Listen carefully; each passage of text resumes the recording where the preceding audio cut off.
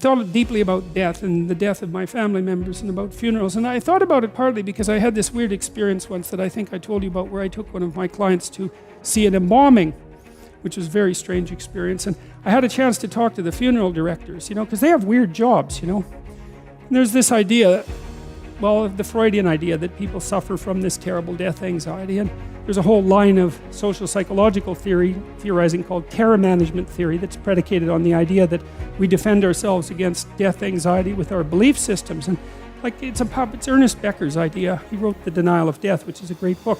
But there's a weakness in it, because you see some people who aren't like that. Like emergency room nurses aren't like that.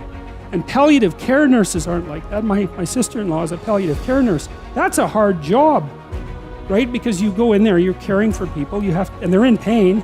They're on their last legs, you're trying to make them comfortable, and you have a relationship with them, because how the hell are you going to make them comfortable if you don't? And then they go and die on you, and that just happens. That's what happens every day, right? And what's weird is that people can be palliative care nurses. It's like, how do you figure that out?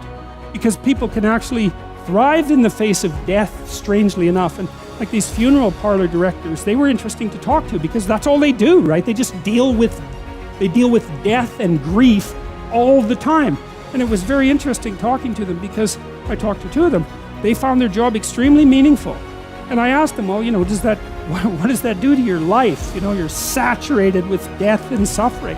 And this is the same answer that I got from the palliative care nurses, that it doesn't undermine your life, it enriches it. Now, who would guess that, right? I mean, what the hell? That just doesn't make any sense at all. But what it does is speak to human possibility, because God only knows how tough you are. If you read history and you read about what people have done, you think, wow, we're pretty tough.